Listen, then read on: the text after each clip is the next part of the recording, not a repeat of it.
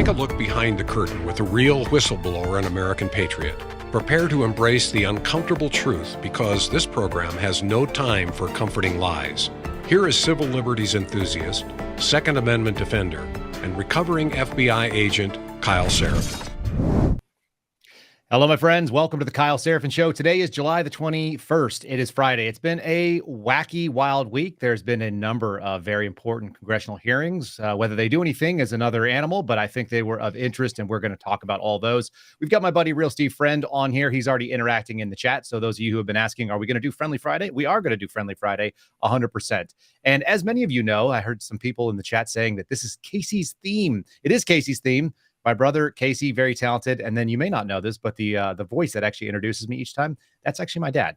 So that's kind of fun. This is a family show. We're going to be talking about some things that are not very family friendly, only because the left doesn't like families. They don't like reproduction. They don't like you, most likely. Let's talk to our sponsors real quick. I want to do something different. What I've often done is tell you about Catholic Vote, which are fantastic. Check this out here. I've got my Catholic Vote mug. I actually told them, I don't like the mug you sent me. It's written on the wrong side. And they sent me another mug with Catholic Vote written in all black and white, which is great. I'm going to read from the loop today. I'm going to give you a couple of just tastes of what's on the loop. I think it's one of the best emails you could actually get every day. And I actually mean that. Like, it's not just that they're taking care of us. They actually have a really good product here. So go to catholicvote.org, enter your email address, and this is what you'll get at about 5 a.m. every day. So this is for Friday, July 21st. It says DeSantis urges senators to back Tommy Tuberville. They're talking about whether or not they're going to be funding military. We don't see the Catholic Vote screen. We don't see the I'm not Catholic pulling it Vote up. screen. I'm just reading. Okay. I'm sorry. I'm just reading it, folks. I'm not showing you the inside of my email box, but this is in my email. So he's talking about funding abortion and abortion tourism and making sure that we don't do that. There's another on here about the FBI and the informant file on 1023. So that is something that Chuck Grassley released. We're going to be talking about that today. There's a discussion about the implosion of the attacks on Justice Thomas. If those of you who've been following this, they're trying to smear Alito and Justice Thomas, Clarence Thomas, about supposedly money that they've gotten or donated. So that's interesting. There's a Christian designer who just had a Supreme Court decision that's been getting death threats. That's pretty interesting. There's a story about what's going on in Virginia schools and how they now empower parents to keep their kids out of transgender bathrooms. Really interesting. A piece about Jason Aldean and this hit country song that we brought up on Wednesday.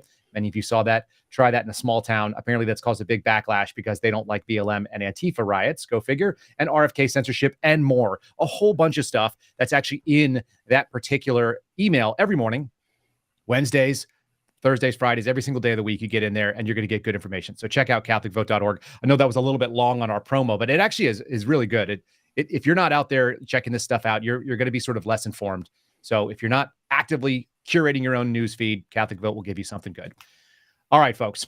Let's bring on my buddy, Steve Friend. This is the Real Steve Friend, author. He is a fellow at the Center for Renewing America. He has a new background, as many of you can see here. They sent him a pop-up banner so that he can do it. And we're going to get him a better camera even. But we washed him out just a little bit less. He looks more like Steve and less like an alien. Somehow these cameras, man, there's something else, this audio-video game. I thought it was the Florida sunshine that I was just working on my tan too hard. I know you're tanner than that in real life. That's the thing. I think you're actually tanner than I am, or you're redder than I am in real life. It's unavoidable, man. You go outside and you just melt, but it's fantastic for an iguana like me. I enjoy every minute of it. I weep a little bit in the wintertime when it drops to like 73. He starts moving slower. His runs are about a quarter second off each mile. How was your run this morning? Did you go run 1,000 miles this morning? Yeah, man, I knocked it out. Got my 12 miles in. I actually got stopped by a passerby, one of my regular guys. I always do the head nod, and he actually stopped me. He was like, "Hey, were you running by the Home Depot the other day?" And I was like, "Yeah, man, I'm on the same track every day." He didn't stop you and say, "Hey, are you the guy that's been fighting the FBI and going in front of Congress?" He said, "Do you run in front of Home Depot?" That's right. I've been waiting on that, like maybe because I'm in pretty blood red area. And I haven't been recognized. But I'm kind of incognito. I have a nice ball cap on to kind of hold the sweat off on my eyes, and have been flagged down. But mostly like, is it safe to run here, or did I see you outside the hardware store? Do you pack heat when you run? Do you carry? No, I can't, man. It would fall out of my pants. It would just like I sweat so much that it might cause some corrosion to the firearm. That's what you do. So it's just a tool. You can replace barrels. I'm gonna get you carrying on your runs. That's what I think needs to be. There needs to be an armed Steve Friend doing 12 miles every morning in the dark in Florida. Can we get you there? I would love to do that. I mean, and I What actually about a got chest rig? stopped. Can we get a chest rig? I have a rig, yeah, so I could probably make that happen. I got stopped by local law enforcement because they said I violated the crosswalk violation, and they were going to cite me. That's the type of policing that goes on in my area. Tell them to send it to CRA. I'm really thinking about running for mayor just so I can fire the police chief for that. That seems reasonable. All right, what do you got going on? You've been putting out a series of videos. People can follow you at Real Steve Friend on Twitter or at Real_Steve Friend to make it complicated on True Social. And your employer CRA has been putting out some videos interviewing you. I know people are going to want to see these. There are 10 fixes for the FBI. Give people some highlights. Yeah, it's kind of derivative for this policy proposal that we came out with a few months ago, and it's these top 10 systemic issues that are within the FBI. And we filmed some video shorts, and it'll be every Thursday at noontime. We're going to drop one of them. So yesterday was the first one. It's been pretty well received, and it was talking about the quota system that exists, the integrated program management. That's sort of been the thing that I've been pushing out super hard and get people to get an understanding of it in a digestible format. So every week you can look forward to something new. It's I think I've looked through the first 5 of them, and none of them are more than about like 2.5 minutes. So it's not too much of a time commitment to actually learn some valuable information. So 10, 15 minutes worth of your time over a period of a couple of weeks, 10 weeks or so, and you can learn what Steve Friend thinks should be done at the FBI. Obviously, we all had some input on that, so that's fantastic. You are kind of a policy wonk guy. Do people know that you're an accountant? Do your employers know that you have that background? I try to keep that as quiet as possible because I don't want to be thrown into like budgetary stuff, because I feel like my eyes are going to roll over and I'm just going to die of boredom. But it does, I think, give me the sort of analytical mind that allows me to dig into other issues that I think are probably more interesting and more important, and say, well, that doesn't make sense because, and then actually on the back end say, well, it'll actually save money because I actually did run the numbers secretively because I didn't want you to assign that task to me. Nice. Very good. You did it. If you do it, it's not work. If they ask you to do it, it is work, right? Exactly. Which is why I say, like, hey, if you get rid of all the special agents, that saves you 25% on per salary. So saying. Yeah, but then you have a bunch of intel people, like neutered intel people. I don't know if that's any better. All right. So this has just made me reflect on something. I think God puts us where we need to be. Oftentimes, you're exactly where you need to be. You have the right mind for the thing that you're doing. You went from guy who was refusing bad policy to guy who is now recommending good policy. You've made some recommendations about some line items that could be eliminated from the FBI. You want to talk to people a little bit about that? Yeah. So the House Freedom Caucus, I think, has come to realize after the hearing that they had this week with the IRS whistleblower that kind of went nowhere, and we could probably get into that catastrophic failure from the GOP. I think we should probably dig into that a little more. And then there's really just been no fallout even since Garrett and Marcus and I went there. And, we had our few hours there to get reamed by the Democrats and have the Republicans say, oh, you guys are heroes of the Republic. And then what actually happened? And hopefully this group of 20 that held out with the McCarthy speakership that tried to get a coalition style government has come to the realization that they need to use the budget process to bring the FBI to heel. So they came yesterday, some conversation with Chip Roy about what they can actually argue for with the September budget debate to zero out, defund from the FBI, like meaningful, actual things that can impact the agency. And I know there's a temptation to go for like the low hanging fruit. Like I was saying, like we should just remove Chris Wray's protective detail because he's not that important. And if he thinks that he is, then we have a ego problem that we need to address. Well, nobody even recognizes Chris Wray anywhere, despite what the FBI employees may think. That doesn't happen when he goes out in public. Yeah. So they actually want to come up with like a top 5 list. So I came up with more than that. So like they could, pick some, whatever that would get to their fancy, what they think they can argue for, and then submitted it to, and I sent it to you last night. And I think there's some good eating in there if you want to go through a few of them. Obviously I touched on like that quota system, that integrated program management. That's just been my big bugaboo, and George Hill's as well, because I think that it's sort of it creates that perverse incentive where the FBI as a law enforcement agency is trying to bring crime numbers up as opposed to bringing them down. And that's just not what you're supposed to do if you're in a situation where, you're upholding the law. You would think. Let me have you dig into just that one. I don't have the graphic up, and I think that we're gonna let the members of Congress do what they do rather than advertising something that they're not ready to do yet. We'll see it when it comes out, and then you can take all the credit, and I'll let you come back on and talk about it more. Let's just dig into the metrics thing. I think if we pound the same drum over and over again for people, that we can share these things, and we'll try to share this as a clip even because it is so important. They are perversely incentivized. Go ahead and just like dig into that topic maybe and expound upon it. I know you've got some pretty good metaphors. Yeah, I mean, and this is what the first week's video was from CRA, so it's probably apropos. Integrated program management. It's very McKinsey consulting style. It's the ticket quota for the traffic cop. The FBI establishes it. It's a negotiation between the field and headquarters every single year where they prioritize what they deem to be the threats that need to be addressed and how many resources and man hours need to get thrown towards that and devoted towards it. And then they set goals for themselves. So it's how many cases are we going to open over this particular violation, if it's number of white collar cases or public corruption cases or domestic terrorism cases, the number of arrests that we have to get and achieve. And then we're going to invent certain categories like disruptions. I know you've talked about like the 600 domestic terrorism disruptions that they only got 397 for the year. But that's a completely contrived and arbitrary number that they invented for themselves to pat themselves on the back as saying, look how awesome that we are. Yeah, made up word, because what is a disruption anyway, other than some arbitrarily defined word? It doesn't necessarily mean an arrest. It doesn't necessarily mean that there was actually something that was going to happen. Yeah, and the way that they set the rules up for that is ridiculous. I mean, I had really the only big public corruption case I ever worked involved 9 subjects, and I was told to issue the summons to each one of them on a different day so I could claim 9 disruptions. But if I issued summons to all of them on the same day, I could only claim 1 disruption because the rules state you could only claim 1 disruption per calendar day. Yeah, so important. We'll say thanks to, we've got a $50 Rumble rant here from Real is Rare. Thanks so much. Looks like prayers to both of us. I can appreciate that. Thanks so much, Real is Rare. Not required by any means, but always appreciated if you want to put your message out there. It sounds like Ryan's got the ability to toss it up on the screen. So thanks, Ryan. Steve, I've got something. We had an experience. We did a live stream earlier this week. We live streamed a pretty long hearing. You gave most of your day to that, which I think is the only way that you and I are going to be able to sit through a 6-hour hearing. Sitting by yourself is tough. But we had a kind of an experience. This particular episode that we're doing today is called The Trouble with Censorship. And we had kind of an experience of that. You want to tell people so I don't have to toot my own horn about getting on the radar? Yeah, we were going to do the Suspendables Mystery Science Theater for congressional hearings, where we commented on this hearing that they had with the IRS whistleblowers, where Gary Shapley and whistleblower X was Mr. Ziegler, who came out, who's kind of a badass. I mean, I agree. He was like MJ in the fourth quarter, demanding the ball, like jumped in and answered questions that weren't even addressed to him, which respect.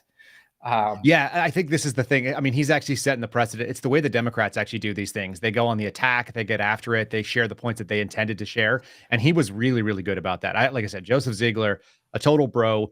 He's apparently a Democrat married to a man. So take that for what it's worth. And it had nothing to do with the way that he did his job. And those are the kind of people that I signed up to work with. Guys like you, guys like him. It doesn't matter what their political persuasion was. Thank God. But yeah, like you say, total bro.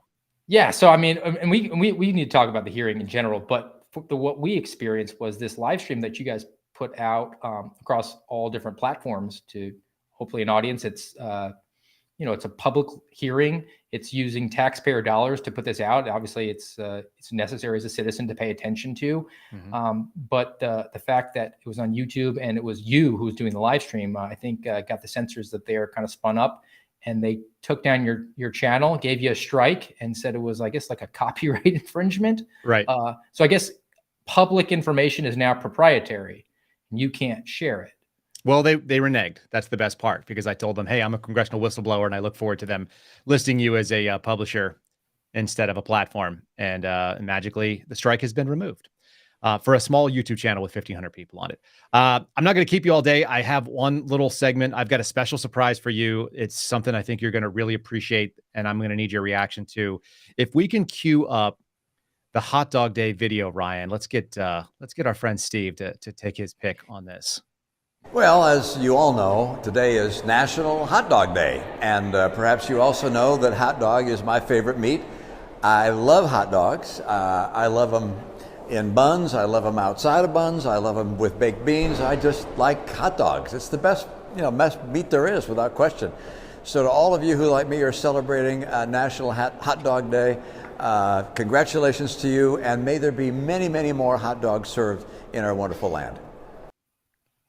Okay, for people that are watching on the Rumble channel, you just saw something incredible. But for those of you that are listening on the audio show afterwards, that was Mitt Romney, the senator from Utah, wearing a hat with an embroidered hot dog on it, carrying a hot dog that was uneaten with some very theatrical ketchup on it. And he was strolling down the halls somewhere in maybe the Rayburn building or some office building. He's strolling around with a visible mic'd up lapel mic or lav mic, and is possibly the most awkward human being holding an hot dog. So what do you think of that Dr. Seuss hot dogs sort of Sam I Am routine? And do you think he ever ate that thing? Would he eat them on a lake? Would he eat them with a rake? Snake?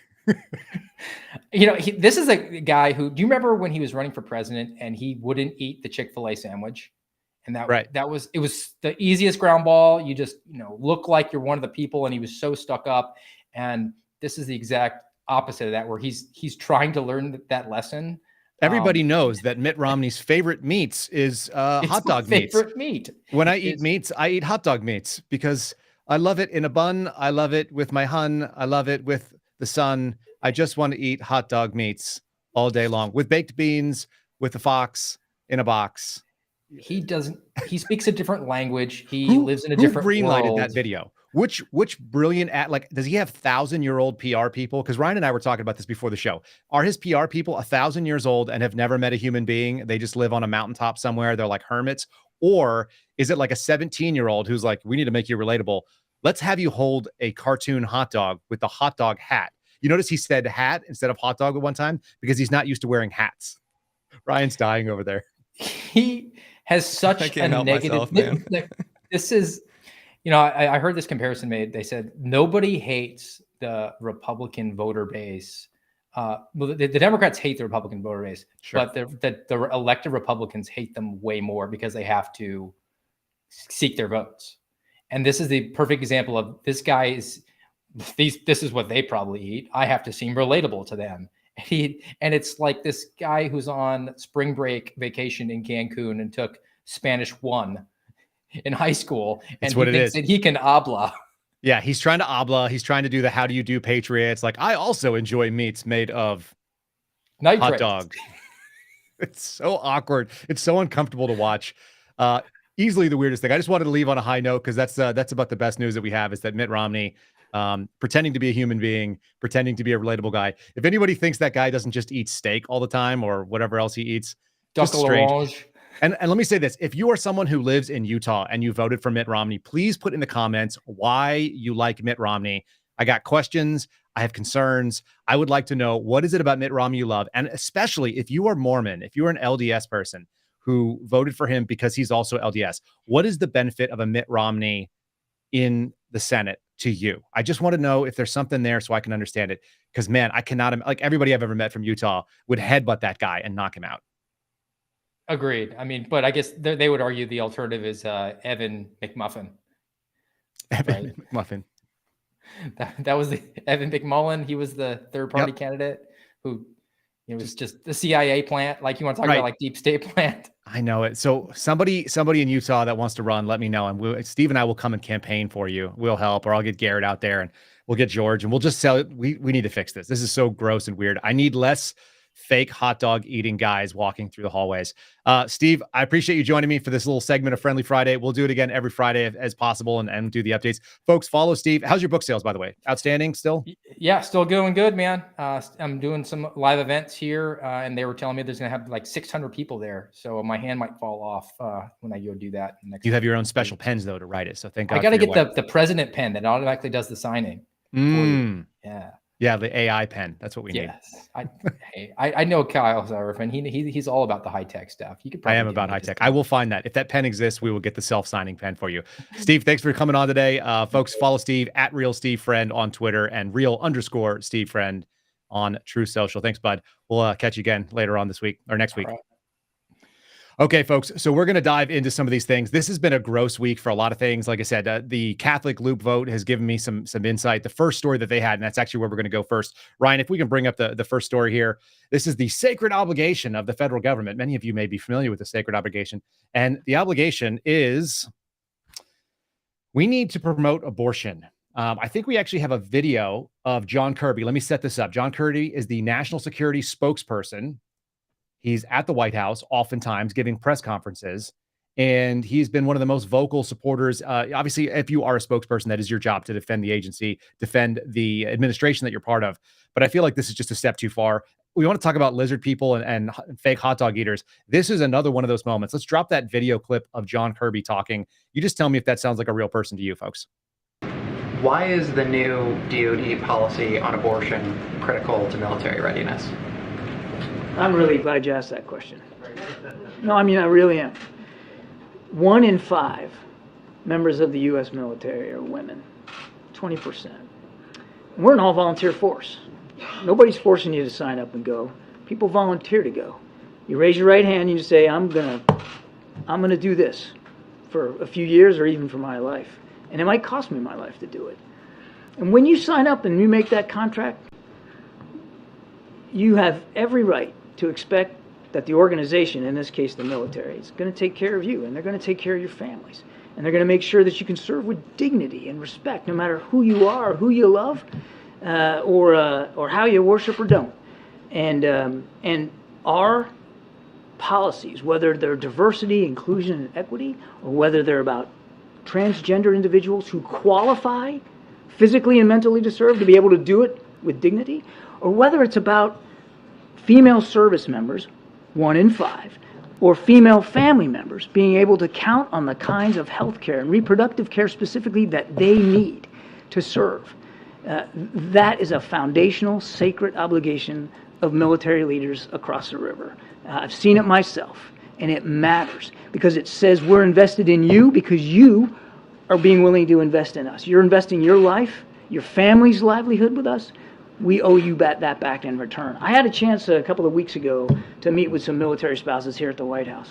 Some were active duty members, some were spouses, all were women.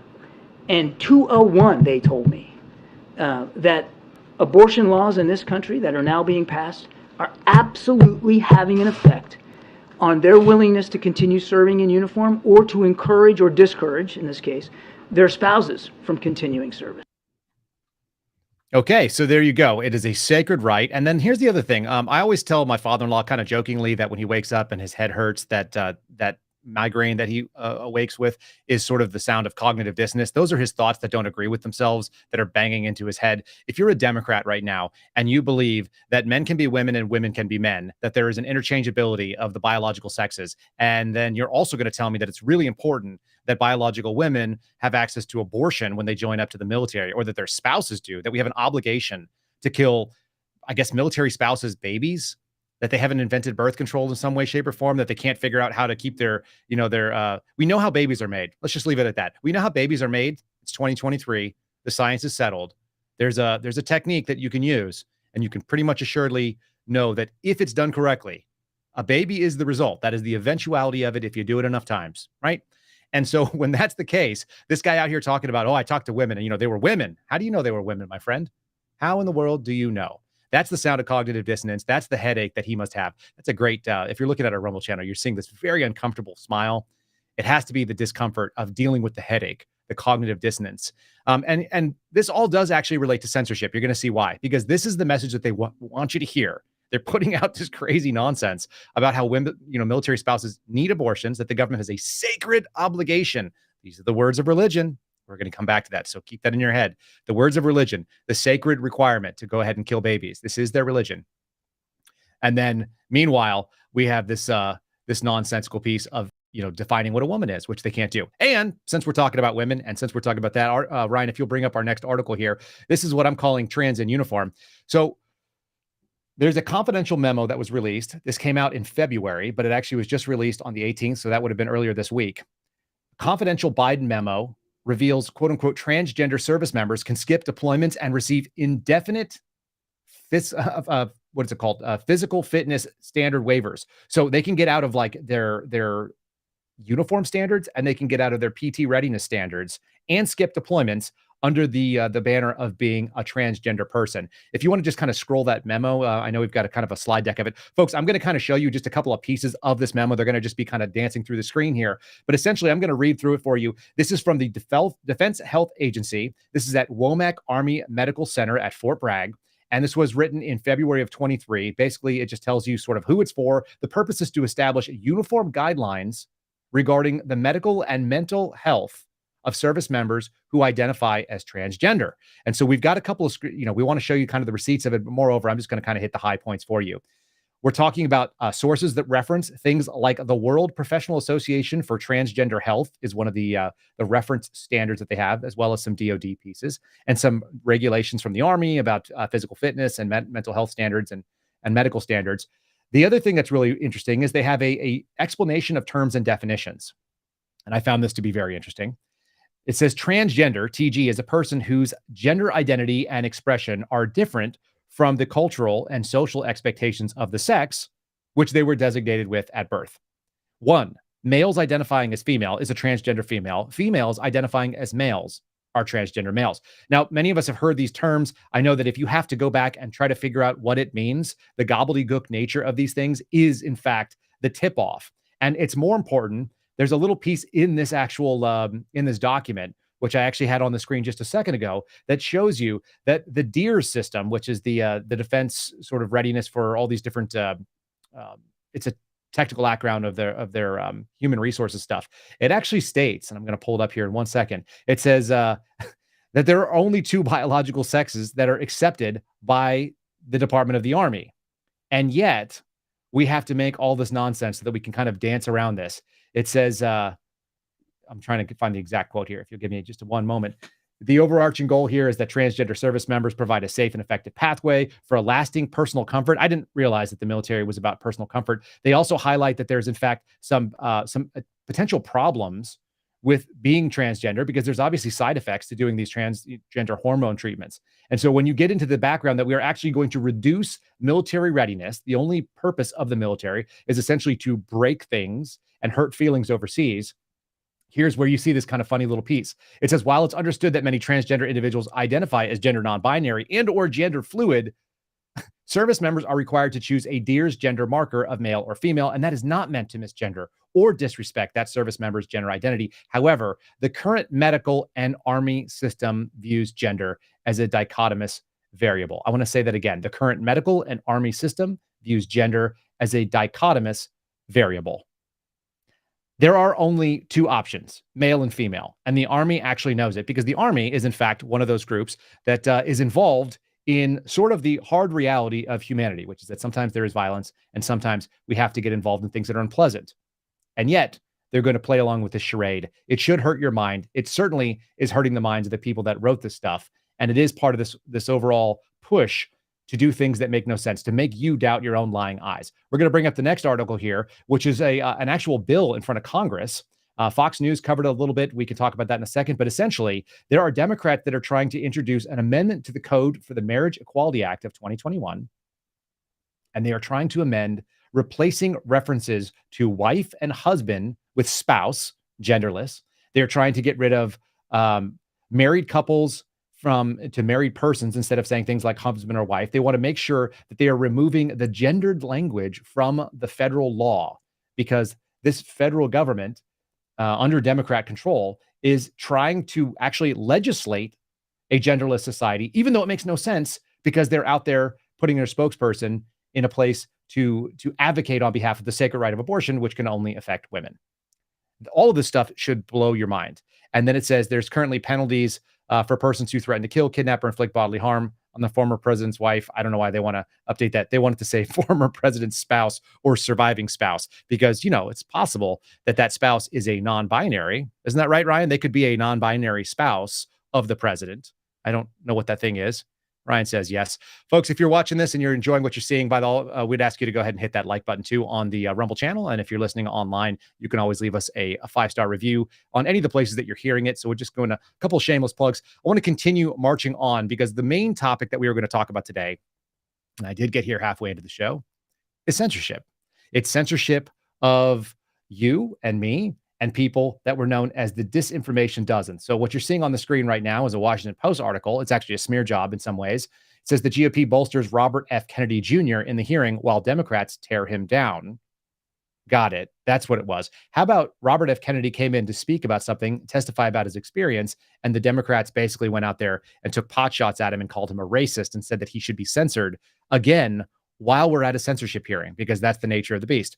I'm going to read a couple pieces of this. This is written by John Wagner. I don't think this was written in good faith. It just says he's a member of a storied political family who's been making a long shot Democratic presidential bid. To be fair, I think his shot is as good as anybody if the system was not rigged against him, but it appears to be. He was bolstered by Republicans. Does this not blow anyone's mind? This is a lifelong Democrat from a Democrat family that has been in American history for 100 years. And he's bolstered by Republicans. Why is that? Because he's telling something that is obviously true and good for all Americans. He cites a history of citing his history of espousing conspiracy theories and making racist and anti-Semitic sentiments. It always comes down to those. You got to be racist and anti-Semitic if you're going to disagree with the Democrat policy, even though he said nothing of the sort. Not even close. Okay. He's been banned by social media. So look what they're highlighting on this. Once again, it's not what the story is, it's how they present the story. They're presenting that he was banned by social media companies because he was spreading disinformation. We're going to get into that definition in a second, on vaccines. And he was a panelist that was invited on behalf of the Republicans. Why are Republicans having star witnesses that are Democrats, gay Democrats that are federal agents, and lifelong Democrats that are against a vaccine, one vaccine in particular, and against the anti-transparency sort of tactics that the government's been involved in? I think all of that should be concern to pretty much everyone here, how this is actually going on. But the fact of the matter is that censorship is what is at stake here. They need to control the messaging. They need to control what goes into your mind. Otherwise, they are not going to be able to control that cognitive dissonance, that cognitive infrastructure that we talk about when we're looking at these three terms of mis, dis, and malinformation. Can you bring up that little picture for me, if you would? What do you got there, Ryan? There it is. I was going to say something, but go ahead. I'll come in after. Okay, so folks, this is from CISA's website. CISA is the Cybersecurity Infrastructure Security Agency. They have the word security in there more than once. And it says CISA defines mis, dis, and malinformation, or MDM. It's always got to have a sexy government acronym. I'm reading off it directly here, as you guys are seeing on the screen, as information activities. They put that in scare quotes. This type of content is referred to as either domestic or foreign influence, depending on where it originates. Let's just take a second to digest that piece. Mis, dis, and malinformation are information activities, okay? And they are either foreign and domestic. That's everybody. That's everything that you ever heard. You are either foreign or domestic. That is a twofold, that is a perfect dichotomy. Either you live in the United States or you don't live in the United States. You can't be neither one, okay? So they're now talking about all information, but they said it in kind of a government-y way. Made you think that it was about something that was interesting. Now we're going to define these terms. Misinformation, it's false. But it's created, but it's not created or shared with the intent of causing harm. So misinformation is you got it wrong, but you didn't do it on purpose. And so it's dangerous because you are spreading false information on accident. Misinformation. These words are important because they are making the terms. So let's use them the way they did. The next one, disinformation, is deliberately meant to mislead, harm, or manipulate a person. It's also false. Disinformation is false, but it's intentional. So that's the combination there. Misinformation, false on accident. Disinformation, false on purpose with the intent to harm. Here's the last one, malinformation. And this is what Robert F. Kennedy Jr. was accused of. Malinformation is based on fact. I want you to hear that again. Malinformation is true. Michael Schellenberger has done really good work on this. Matt Taibbi has done really good work on this. Malinformation is true, but it is used out of context. You know how the fact checkers work. It's out of context, and it's meant to mislead, harm, or manipulate by giving you true information that you're too stupid to understand. Unfortunately, Americans, you are too stupid to digest the information yourself. I saw someone on Twitter describe it this way: chew the meat, spit out the fat. That's what's always happened when we talk about how news is consumed. There's always an editorial bias, but you're too dumb to understand it. You're not allowed to make those decisions. Luckily, we have a center, the Cybersecurity Infrastructure Security Agency, the CISA people are going to help you out. And they're going to make sure that you don't get true information that you're too dumb to understand. And they're going to protect you from things that are false on accident and things that are false on purpose. So that's what you're paying for with your tax dollars. When they talk about cognitive infrastructure, and that's a term that Tracy Beans helped bring to light. There's a guy named Name Redacted who's been doing some good reporting and sharing that on Twitter as well. In fact, has been quoted by Congress. So that should tell you that these people are at least giving really relevant information that you should have access to. Name and Tracy Beans are talking about your brain, the gray matter between your ears, are part of the infrastructure the government is claiming that they can police. And they do so under this term of MDM, mis, dis, and malinformation. Again, I'm going to say it one more time. I don't mean to repeat, but it's worth hearing this. You have to have this drummed into your head. So when you hear the words they're saying, you know what it is, what they're saying. Misinformation, accidentally wrong. Disinformation, intentionally wrong. Malinformation, which is the stuff they accused Robert F. Kennedy Jr. of. It's correct, but we don't like it, and you can't handle it. Ryan, go ahead and interject while we pull up the next one here. Yeah, I just wanted to say, I want to get your thoughts on I was watching Fox News last night and they were attacking Robert Kennedy. One of the Democrats on the Five was actually attacking him, and she kept going after him about his stance on vaccines, but not one person on that panel commented on the fact that what RFK was saying is saying, he was not saying all vaccines are bad. He's saying that we have no studies done on these vaccines. There is no Correct. research done. There's no placebo studies. And I think that that should be the attention or the focus of this, RFK and vaccines. It should be all vaccines aren't bad, but let's at least get these things tested. Let's have placebo studies done.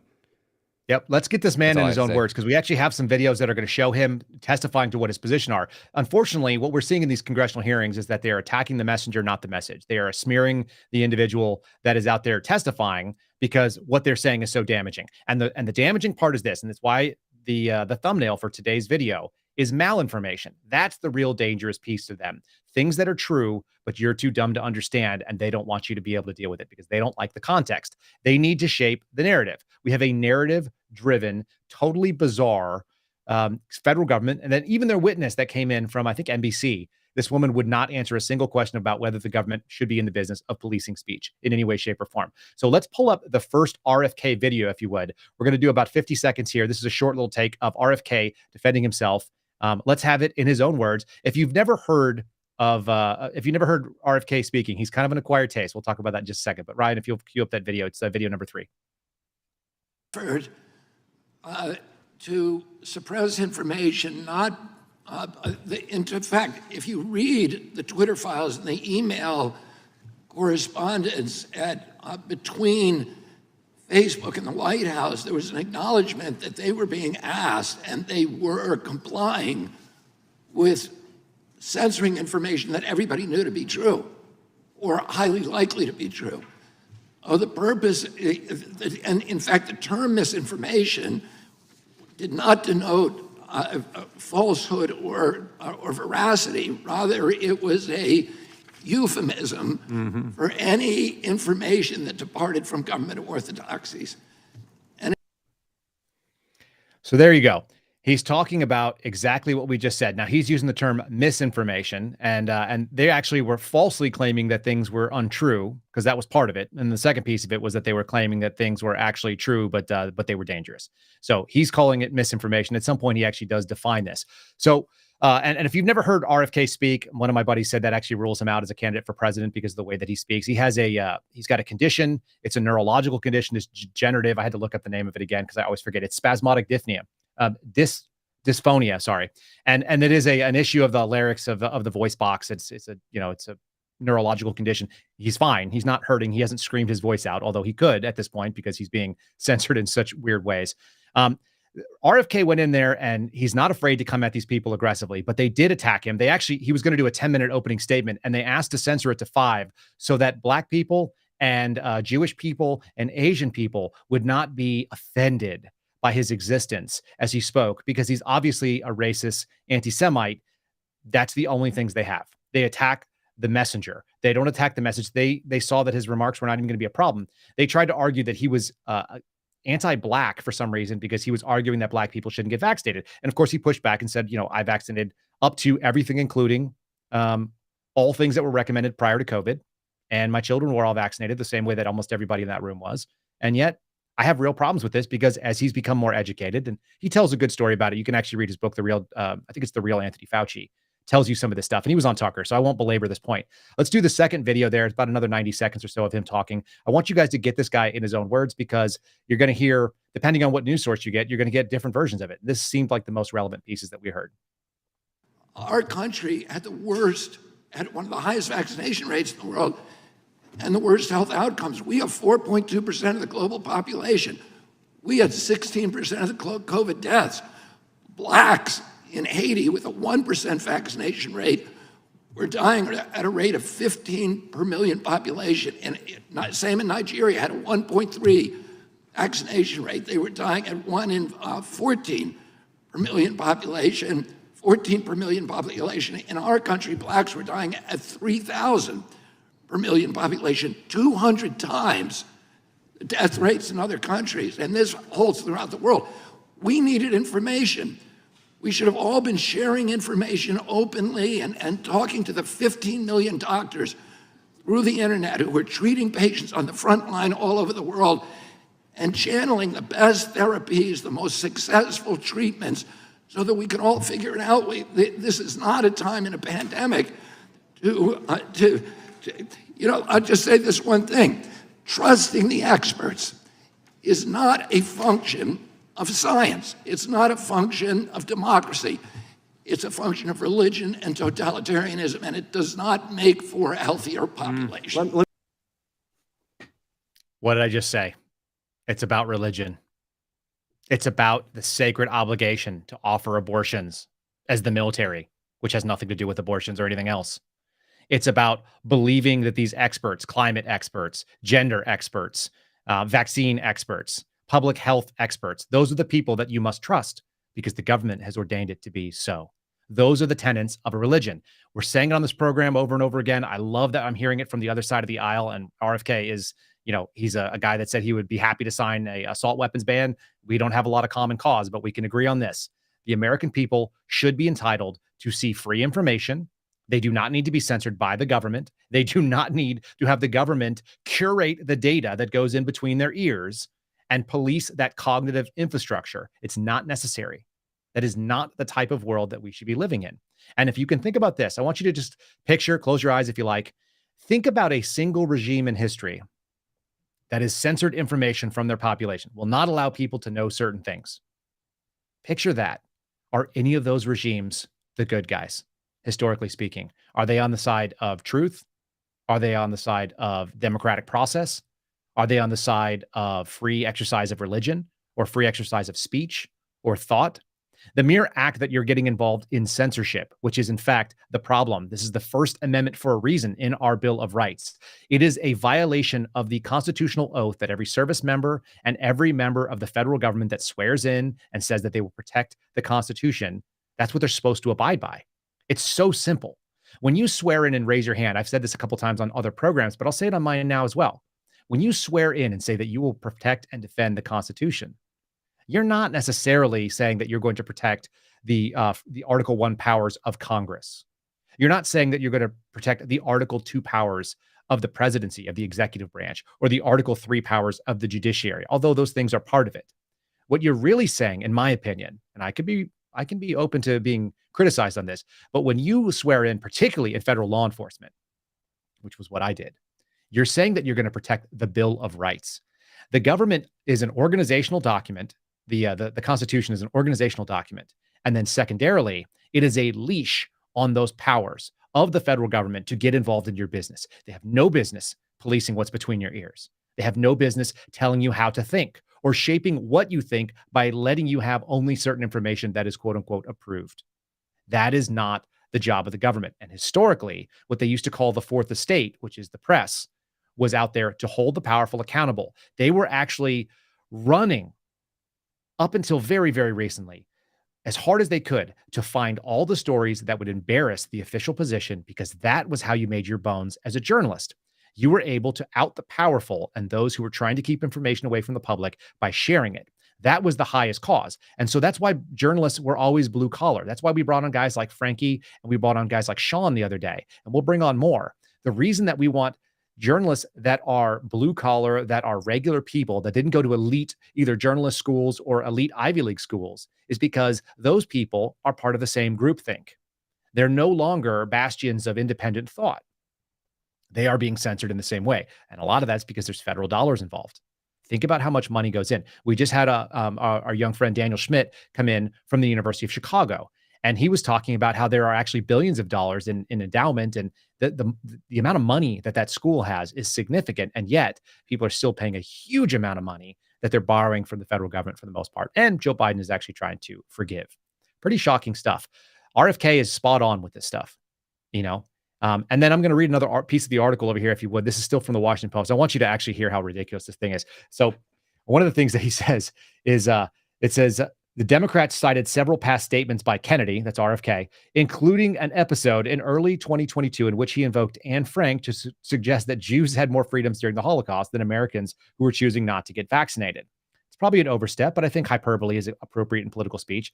And then it says Anne Frank died in a Nazi concentration camp after hiding with her family in a secret annex in Amsterdam for over 2 years. He apologized for the statement. Here's really the funniest part, because we just talked about the male-female sort of delineation. Look at this. Debbie Wasserman Schultz, many of you will know her as Ramen Noodle Hair from watching our live stream. Ramen Noodle Hair, the Democrat from Florida, said something and asked him if he stood by his statement. And he said, "Congressman, what you're saying is a lie." And she said, "I'm a congresswoman." Well, how do we know, congresswoman? How would we even know when you've tried to get rid of the distinction? How about congressperson?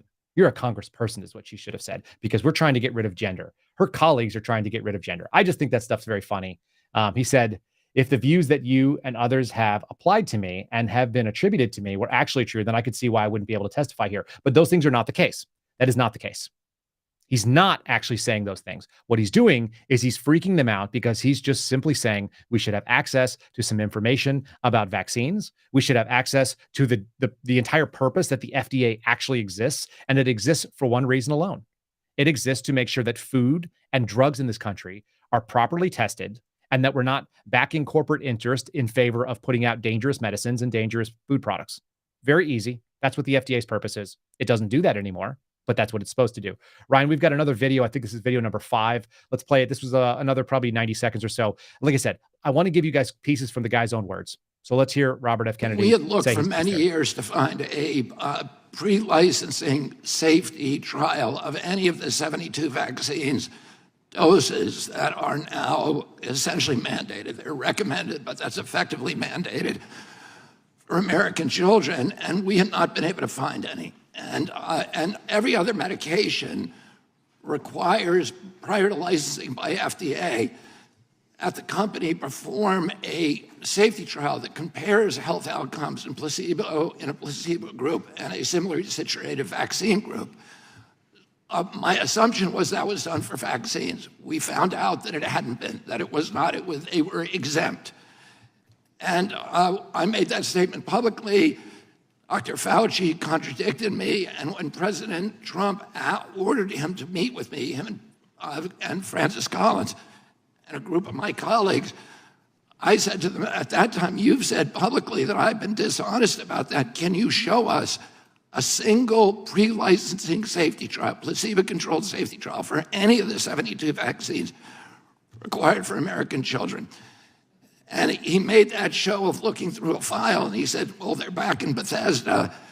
And I said, "Will you send them to me?" And I never heard from him again. So we sued the HHS under the Freedom of Information Law. After a year of litigation, they sent us a letter which is posted on CHD's website that acknowledges that they are now not able to locate a single pre-licensing safety trial, placebo-controlled, for any of the vaccines that are now mandated for children. These are zero liability vaccines. So under Reagan, the liability for any kind of failures, the VAR's, data set is all basically a post-Reagan phenomenon, because they remove the ability to sue if you get these vaccines. And that's why they're so profitable, because they're liability free. That's what RFK has actually been going out and crusading against. He's not saying they shouldn't exist. He's not saying that you shouldn't use medicine. What he's saying is, very specifically, that you should have medicine that is approved under the type of laws and government agencies that exist for their own purpose, which is to put out safe, products that have been tested. It's expensive. It's unpleasant. That's why American drugs cost more than anybody else, because we believe in safety here, that we don't believe that you should just be able to take snake oil. And it comes out of a long tradition of people doing cons in the American West, in the developing part of America. People thought, wouldn't it be nice if we could actually stand by and say that these things are good? And here's the test. The tests do not exist, apparently, for vaccines. I think RFK is likely, I think he's being an honest operator in this stuff. He's testifying under penalty of perjury. And that's the thing you have to realize. And he's a big enough figure that they would actually come after him for that sort of thing. So let's take him at face value for what that is. Why can't they produce those studies? This was brought up on Dan Bongino's show maybe 2 weeks ago, but it's worth continuing to bring this thing up. And he just testified saying exactly the same thing. So I want you guys to be aware of that. Now, all of that is to say, censorship is a big problem. It is an issue for all of us. And when they are curating the information, they are changing actual real results. If we can bring up the topic 5, which was the laptop, it was always real. Those of you who watched our live stream found out this. You'll see there's a picture here, if you're watching the stream, showing Joseph Ziegler. He's the IRS special agent that ran that investigation. Like I said, looked like a total bro. I would absolutely work with that guy every day of the week. He sounds honest, credible, and he's incredibly on point. And the fact of the matter is that testimony has revealed, and there's actually been some subsequent documentation that's come out to show the thing that we all knew was true. And we've known it since 2020, since before the election of 2020. But apparently the FBI knew it a lot earlier. And there's some credible information that's coming out now in the New York Post saying that there was actually 4 days after this laptop went public, they were, when they were doing the so-called like hack and dump operation, telling that the people in social media that this was going to be Russian disinformation. They actually told them it was true. And so the New York Post was censored from Twitter. The story was repressed dramatically for 2 days as it broke because the FBI lied and told people that we weren't going to comment on something they knew was true. And that should be a problem. Let's play the video. This is Elise Stefanik from New York questioning Emma Jo Morris, who was the actual editor at the New York Post at the time that the so-called laptop from hell story came out. You got the video number 2. Isn't it true that your October 2020 Hunter Biden laptop from hell story has proven to be 100% factually accurate? I was 27 when I published that story. It better have been. Isn't it true that the FBI obtained Hunter Biden's laptop a full 10 months before your story broke? That's correct, according to the subpoena that I published. Isn't it also true that we now know that the FBI's Foreign Influence Task Force coerced social media companies into an alleged forthcoming Russian, quote, hack and leak operation, and as a result, illegally censored the Hunter Biden laptop story? Isn't that true? Yes. And this forced censorship by government agencies like the FBI was paid for by the taxpayer, since the taxpayers fund the FBI. Isn't that true? Yes. And Hunter Biden's laptop from hell, it has everything. It's a hellhole and cesspool of corruption and criminal conduct.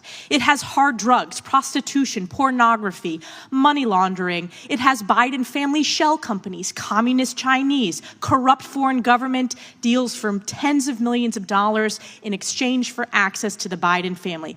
The Hunter Biden laptop from hell has all of this, correct? Yeah. And the American people are smart. They know that this was not a hack and dump. This was illegal government censorship to protect and prop up Joe Biden on the eve of the 2020 election. And according to polls, there it is. Okay. There we have it. Can I jump in and say something in there, Kyle? It was funny. Please. You could hear her demeanor on how she was responding to these questions. It was almost like, are you serious? Are we really going to ask these pointless questions that everybody knows the answer to? She was almost like she was cynical about it. Well, she's young. I think she's got that kind of going for her. But now she's the editor over at Breitbart for their politics desk. And yeah, it's shocking. But here's the thing, and I've recounted the story. This is the personal inside info, I guess. But when I was working for the FBI in April of 2022, sitting in the office of my supervisor, I had another agent who was assigned to national security matters walk in and not know anything about the Hunter Biden laptop, had never heard of it. 2 years after it had been public, It was totally news to him, and he wanted to know, did this just get released? And that shows you the pervasiveness of censorship. It shows you the pervasiveness of sort of the willful ignorance that happens with the people that are supposed to be doing the right thing. One hand is over here doing the wrong thing, involved in the censorship, and the other hand is doing the good American thing, which is what I always call the analogous piece, when you start following through and acting like the Nazis did, which is to say that you did your job, you followed orders, and you didn't question anything. We had a lot of good Americans in this country in 2020 and 2021 that did the thing, allowed these mechanisms to take place. They didn't ask those relevant questions, and many people are still not asking those questions within the federal service. That's really scary stuff. I'm going to play this piece from Josh Hawley. This guy is the former deputy chief of staff for the FBI, one of the top 5 guys in the bureau, and he will not answer questions about the Hunter Biden laptop. If you'll bring up video number 8 real quick, it starts at, I think, 12 seconds in. It's a short video. Good. She asked you if you participated in any meetings at all related to the Hunter Biden laptop. Was that a yes or a no? Senator, as a Department of Justice employee bound by Section 1-7 of the Justice Manual, as well as a judicial nominee, it's not appropriate for me, and I'm bound not to talk about. Why isn't it appropriate for you? As a judicial nominee, this has anything to do with any case that you have, right?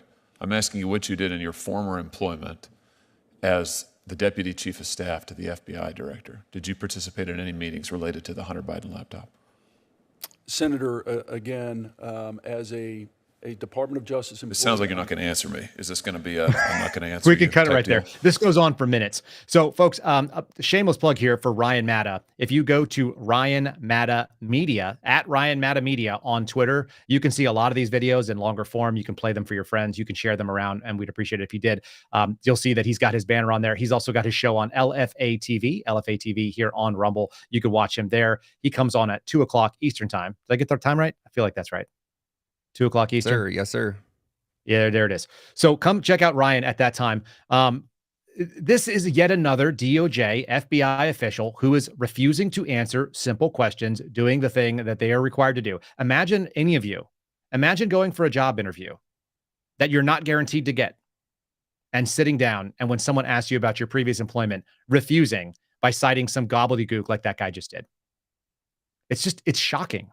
The arrogance and the impotence to go on there and just refuse to answer simple questions. But it leads you to exactly what happened. The FBI interfered in the 2020 election in no uncertain terms. It was not a free and fair election because our government weighed in on it.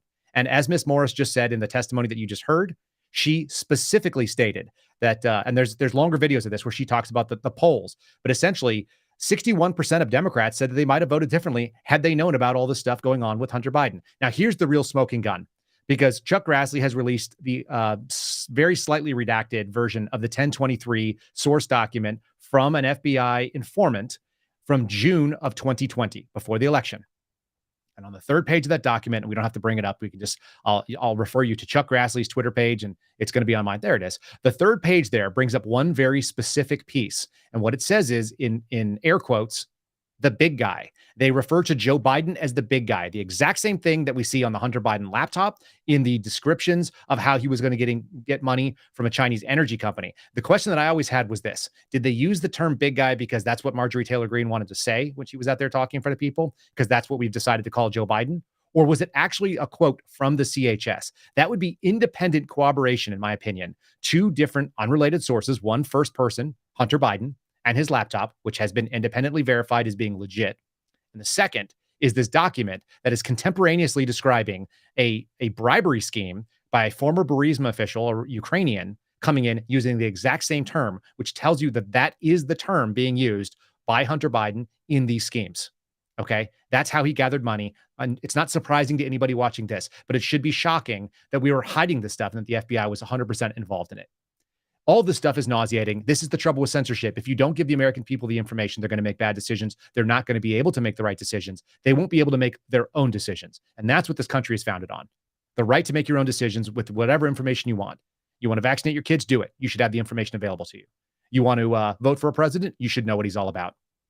If you want to do any of these things, it's 100% reliant on our ability to make informed consent. And we talked about that on some other places. I continue to bring it up. You can't make informed consent if you don't have the information. And that's what our government has been involved in hiding in a big way.